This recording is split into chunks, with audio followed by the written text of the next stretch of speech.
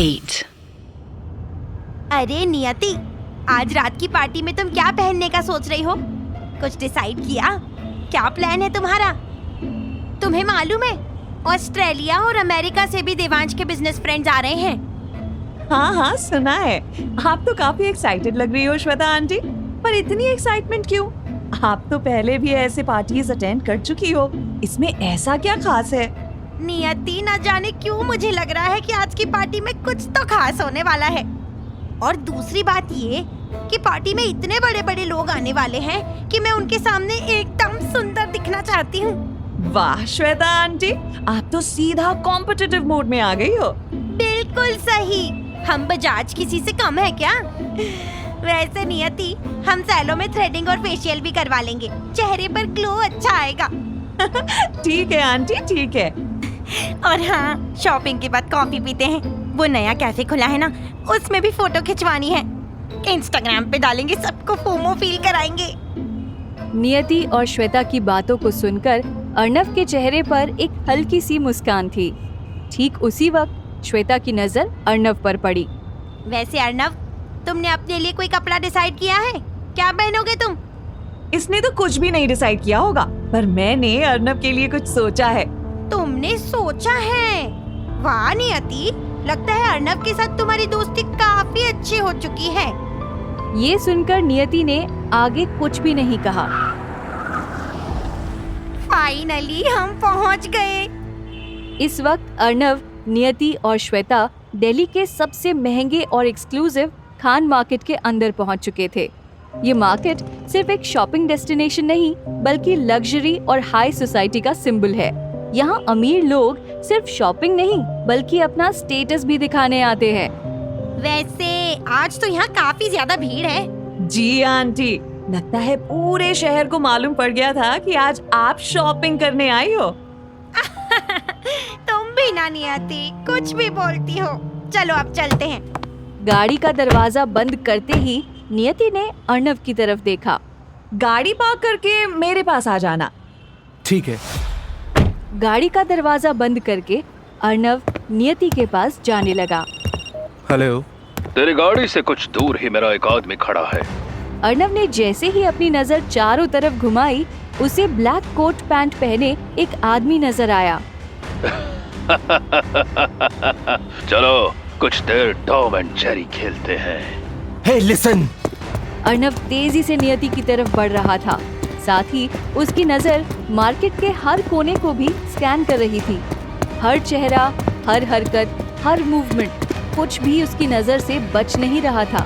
Oh fuck, Ryan के आदमी तो इस पूरी मार्केट में फैले हुए हैं। अर्णव को पहले ही खबर मिल चुकी थी कि रायन के आदमी मार्केट में जरूर आएंगे, पर उसके लिए जो सबसे ज्यादा शॉकिंग था वो ये था कि उस मार्केट में आधी से ज्यादा भीड़ सिर्फ रायन के लोगों से भरी थी। इतने ज्यादा कि उनकी गिनती कर पाना भी नामुमकिन था। मैं चाहूँ तो तुझे और नियति को अभी खत्म करवा दूं, लेकिन नहीं, बिल्कुल नहीं। मेरी जिंदगी का एक असूल है अर्णव, और वो ये है कि अगर सामने वाला दुश्मन ताकतवर हो तो उसे अपनी ताकत दिखाकर अपने ही हाथों से मार डालो। अपने चारों तरफ ध्यान से देख लो अर्णव, ये तो सिर्फ शुरुआत है। आज रात की पार्टी में इससे ज्यादा लोग आएंगे। उन्हें रोक सकते हो तो रोक के दिखा देना। रायन, तुम्हें क्या लगता है तुम मुझे अपनी ताकत का डर दिखाओगे और मैं डर जाऊंगा? गलत फहमी है तुम्हारी, क्योंकि दुश्मन की ताकत को उसकी कमजोरी बनाना मुझे काफी अच्छे से आता है। एक और बात रायन, आज की पार्टी में मेरे सामने जो भी आएगा उसका टिकट मैं सीधा नर्क का काटूंगा, और जिस तबाही की धुन में तुम मुझे और बजाज परिवार को नचाना चाहते हो, उसी धुन में तुम खुद नाचोगे आज। I like it। काफी इंटरेस्टिंग आदमी हो तुम अर्णव। चारों तरफ मेरे आदमी खड़े हैं, लेकिन उसके बाद भी तेरी अकड़ की आग बुझती नहीं। अच्छा है, दुश्मन जितना ताकतवर होता है उसे खत्म करने में उतना ही मजा आता है। एक दिन तो सबको मरना है रायन, आज तुझे और कल मुझे, तो डर किस बात का?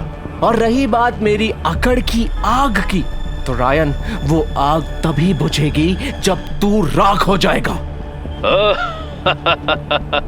See you soon Arnav. मेरा इंतजार करना मत भूलना। मुझे तुम्हारा इंतजार रहेगा रायन। अचानक अर्नव ने देखा कि मार्केट में मौजूद आधे से ज्यादा लोग अपनी अपनी गाड़ियों में बैठकर वहां से निकलने लगे। पलक झपकते ही मार्केट में मौजूद आधे से ज्यादा लोग वहां से जा चुके थे। अर्नव, इतनी देर से वहाँ अकेले मोबाइल में कहाँ लगे हो? मैं कब से तुम्हारा इंतजार कर रही हूँ, जल्दी आओ यहाँ। हाँ आता हूँ। ये सब सिर्फ मुझे ही क्यों देख रहे हैं? अचानक अर्नव को महसूस हुआ कि वहाँ की शॉप्स में बैठे मालिक हैरानी भरी नजरों से सिर्फ उसी को देख रहे थे, जैसे वो उसे पहचानते हो। अरे अर्नव, हमारे पास आने में साल लगाओगे क्या? जल्दी आओ। जैसे ही अर्नव नियति के करीब पहुंचा, नियति ने तुरंत उसका हाथ पकड़ लिया। चलो अर्नव। कहाँ? सवाल नहीं, बस चलो। अर्नव, यहाँ दुनिया के सबसे बेस्ट पार्टी वेयर्स मिलते हैं। मैं चाहती हूँ कि तुम इनमें से एक अपने लिए खरीदो। क्या? पर क्यों? I mean, नियति बेटा तुम। क्या हुआ आंटी, आप इतने चौंक क्यों गए? नियति बेटा, यहाँ के कपड़ों की स्टार्टिंग रेंज 1 लाख से ऊपर है। तुम ये पैसे कहीं और भी खर्च कर सकते हो। चाहो तो मुझ पर ही कर दो। इतने पैसे अर्नव पर क्यों उड़ा रहे हो? शट अप आंटी, आपको अच्छे से मालूम है कि अगर आज अर्नव ना होता तो शायद हम हॉस्पिटल में अपनी जान से हाथ धो बैठते। उसने हमारे लिए जो भी किया उसका कर्ज मैं जिंदगी भर नहीं चुका सकती। तो ये 1 लाख रुपए क्या चीज है? तुम्हें जो करना है करो। वैसे भी तुम्हें कुछ बोलने का फायदा नहीं है। सामने एक सैलो है, तुम्हारी जब शॉपिंग हो जाए तो मुझे वहीं से पिकअप कर लेना। श्वेता वहां से चली गई।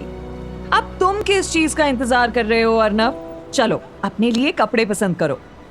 हाँ ठीक है। अर्नव जानता था कि इस वक्त नियति से कुछ भी कहना उसकी बात का अनादर करने जैसा होगा, इसीलिए नियति की बात मानते हुए उसने अपने लिए कपड़े देखने शुरू कर दिए। अर्नव, ये देखो। चुका था।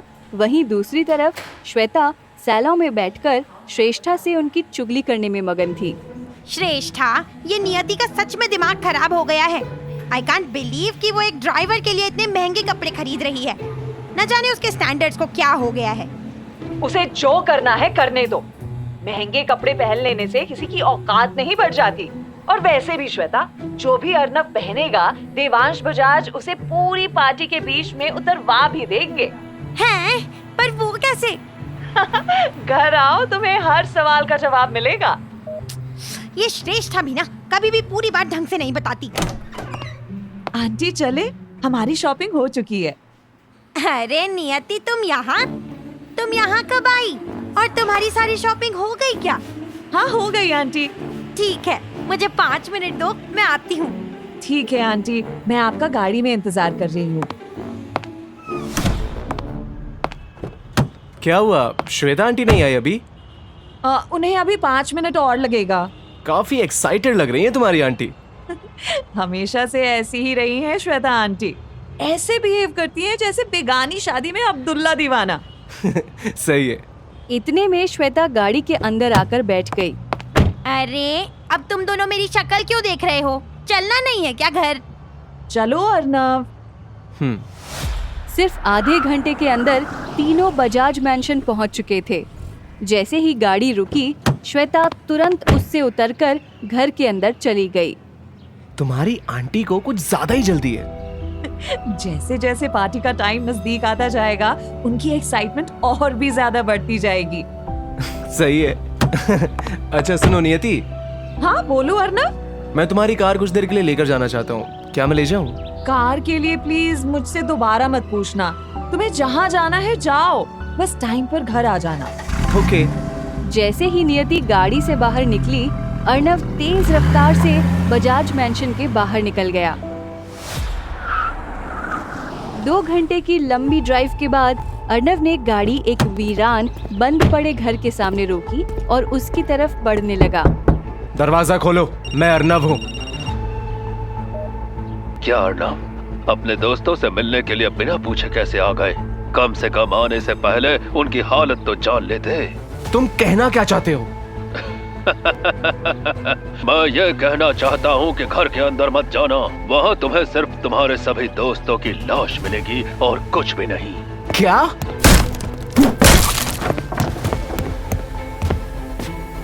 नहीं नहीं नहीं, विकास, तुषार, दीपक, आंखें खोलो अपनी। नहीं नहीं।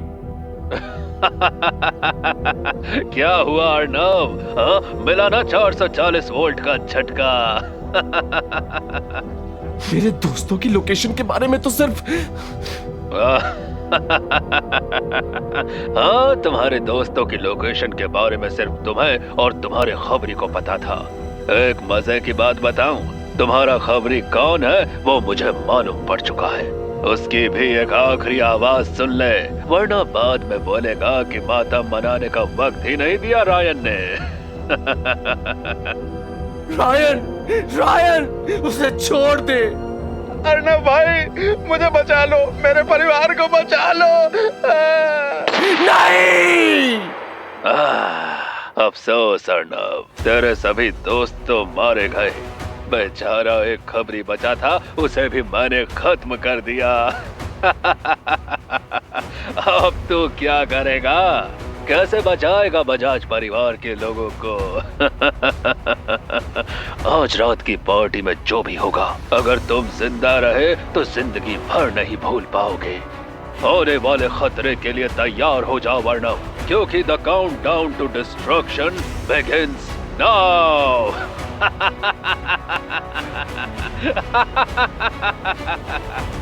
अर्नव अपनी और बजाज परिवार की जान कैसे बचाएगा? बजाज की ग्रैंड पार्टी में क्या होने वाला है? क्या अर्नव अकेला ही रायन के आदमियों का सामना कर पाएगा? ये सब जानने के लिए सुनते रहिए जोरू का गुलाम।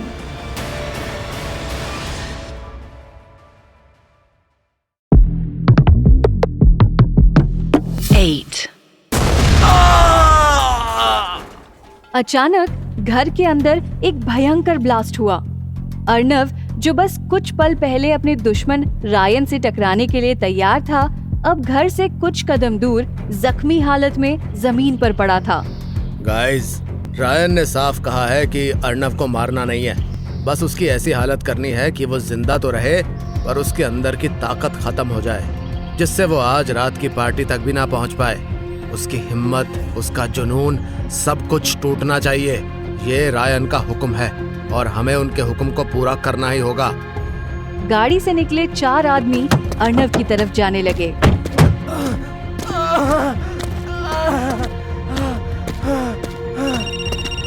हाँ रायन, अभी कैसी हालत है अर्नव की? इसका तो काम बहुत जल्द ही। Kill him! क्या हो रहा है वहाँ?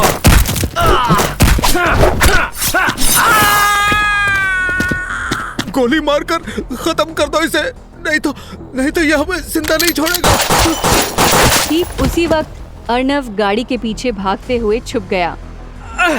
तू तो हमारी कहानी का हीरो है अर्नव, और हीरो गाड़ी के पीछे नहीं छुपते। सामने आ। ये बोलने के बाद भी जब उन्हें अर्नव का कोई जवाब नहीं सुनाई दिया, तो हाथों में बंदूक लिए वो चारों गाड़ी की तरफ बढ़ने लगे। कहाँ गया वो? उन्हें अर्नव गाड़ी के पीछे नजर नहीं आया। मैं पीछे खड़ा हूं।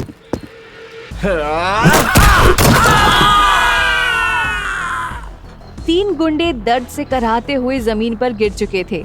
अर्नव के सामने अब सिर्फ एक आदमी बचा था, जिसके हाथ कांप रहे थे और उसकी आंखों में सिर्फ एक चीज थी, अर्नव का डर। नहीं, मुझे मत मारो।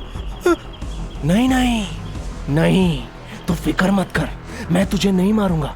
तू जा रायन के पास और उसे बोल कि मैं उसे ऐसी मौत दूंगा कि उसकी लाश देखकर उसके अपने लोग भी अपनी नजर फेर लेंगे।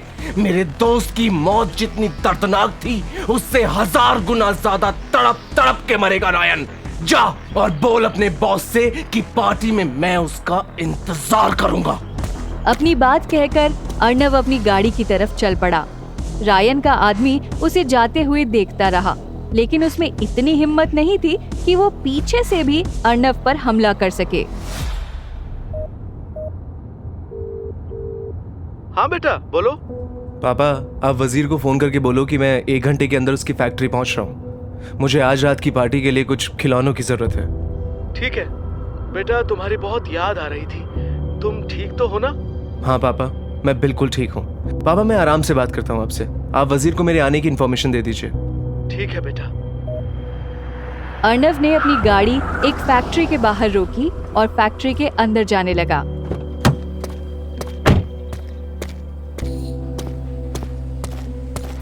अर्णव, स्वागत है तुम्हारा।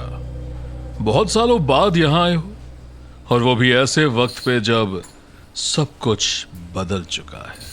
सब कुछ बदल तो चुका है वजीर। इतने में वजीर अर्णव के पास आकर खड़ा हुआ और उसके कंधे पर हाथ रख दिया। मुझे राघवन के बारे में जब खबर मिली तो मैं काफी चौंक गया था। आई एम सॉरी अर्णव, उसकी मौत नहीं होनी चाहिए थी। कोई बात नहीं। अच्छा बताओ अर्णव, क्या चाहिए तुम्हें? मुझे आज रात दिवाली मनानी है, उसके लिए क्या क्या है तुम्हारे पास? ये सुनकर वजीर के चेहरे पर हल्की सी मुस्कान आ गई। इसके बाद वो अर्णव को अपने एम्यूनिशन ऑफिस लेकर गया, एक ऐसी जगह जहां पर दुनिया की सबसे एडवांस्ड और खतरनाक बंदूकें और वेपन्स थे। हमारी फैक्ट्री में एक नई बंदूक आई है जिसे मैंने स्पेशली जापान से मंगवाया है। क्या तुम देखना चाहोगे? जरूर। इस बंदूक का नाम है कुरोगाने K77। मजबूत ग्रिप और काफी आसानी से दुश्मन के सीने को चीर सकती है ये। इसको रिलोड करने में तुमको ज्यादा वक्त भी नहीं लगेगा। और बताओ अर्णव, इसके अलावा और क्या दिखाऊं? मुझे 2 बड़ी मशीन गन्स चाहिए, कुछ ऐसी जिन्हें चलाते ही पूरे शहर में शोर मच जाए। इंटरेस्टिंग। इन्हें देखो अर्णव, ये हैं ब्लिट्जफॉस्ट M9 और X12। इन दोनों की खासियत क्या है? ये दोनों high calibre fully automatic machine guns हैं जो 2000 राउंड्स पर मिनट की स्पीड से गोलियां बरसा सकती हैं। इन दोनों में एडवांस रिकॉइल डैम्पनिंग सिस्टम है जो एक्सट्रीम फायर पावर को भी कंट्रोल में रखता है। दोनों की कार्बन पॉलीमर बॉडी है और इनके बैरल पर इंफ्रारेड हीट सेंसर्स लगे हैं ओवरहीटिंग से बचाने के लिए। और जब ये दोनों चलती हैं तो चारों तरफ सिर्फ मौत की चीखें गूंजती हैं। जहां एक तरफ अर्णव वजीर के साथ बंदूकों की दुनिया में खो चुका था, वहीं इन सब बातों से अनजान बजाज मैंशन के अंदर श्वेता, श्रेष्ठा और देवांश बजाज एक साथ बैठकर अर्णव की बात कर रहे थे। वाह, क्या प्लान बनाया है आप दोनों ने, मजा आ गया सुनकर। आज की पार्टी में अर्णव नाम की हवा हमारे तूफान के आगे घुटने जरूर टेकेगी। क्या बात है। वैसे श्रेष्ठा, तुमने मुझे पहले क्यों नहीं बताया? मैं अर्णव के लिए इससे अच्छी यूनिफॉर्म ले आती। इस वक्त श्वेता की आंखों के सामने एक बॉडीगार्ड की यूनिफॉर्म थी। जब तुम दोनों सबके बीच उसे अपने घर का बॉडीगार्ड बताओगे तो उसके होश उड़ जाएंगे, एक जगह से दूसरी जगह भागता फिरेगा। वैसे मुझे नियति के लिए सच में बुरा लग रहा है, ना जाने वो ये सब देखकर कैसे रिएक्ट करेगी। श्वेता, कुछ गलतियों की माफी नहीं होती। मैं अपनी बेटी से प्यार जरूर करता हूँ, लेकिन उसके लिए मैं अपनी इज्जत को दांव पर नहीं लगा सकता। अर्णव ने जरूर मेरी जान बचाई है, लेकिन ये करके वो हमारे खानदान का दामाद नहीं, सिर्फ बॉडीगार्ड बनेगा। श्रेष्ठा मैम, मीडिया से कुछ लोग आए हैं। उन्हें बाहर वेटिंग एरिया में बिठाओ, मैं अभी आती हूँ। तुमने मीडिया को भी इनवाइट किया है क्या पार्टी में? जी बजाज साहब, मैं नहीं चाहती कि मीडिया वाले इस बार हमारी पार्टी को सिर्फ बाहर से कवर करें। I want every media person inside the party hall. मुझे हमारी पार्टी का हर एक मोमेंट दुनिया को दिखाना है। अपनी बात कहकर श्रेष्ठा कमरे के बाहर निकल गई।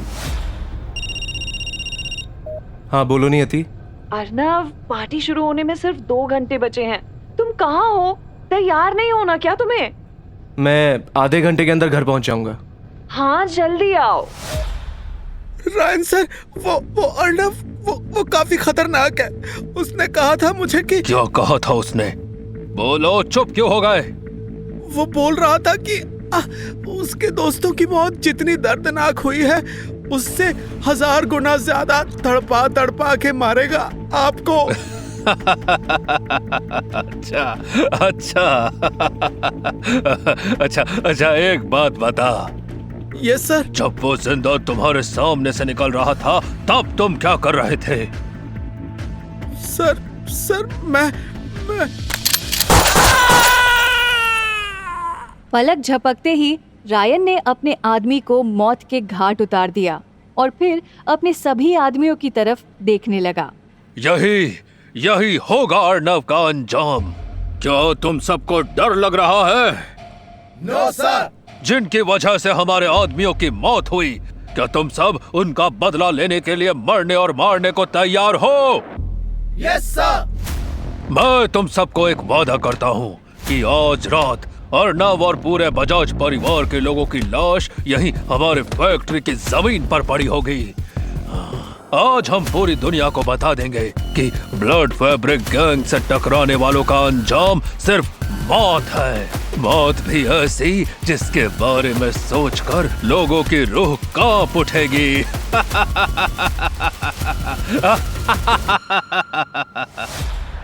अर्नव बजाज मैंशन के बाहर पहुंच चुका था। गाड़ी से उतरते ही अर्नव सर्वेंट क्वार्टर्स की तरफ जाने लगा। हेलो। कैसे हो अर्नव? तुमने शादी भी कर ली और मुझे इनवाइट भी नहीं किया। चलो कोई बात नहीं, तुम मुझे भूल गए, लेकिन मैं नहीं। मैं तुमसे आज रात की पार्टी में जरूर मिलूंगी। नेत्रा, तुम इंडिया कब आई? कौन है नेत्रा? अर्नव उसे कैसे जानता है? आज रात की पार्टी में क्या होगा? नियति और अर्नव के बीच आगे क्या होगा? ये सब जानने के लिए सुनते रहिए जोरू का गुलाम।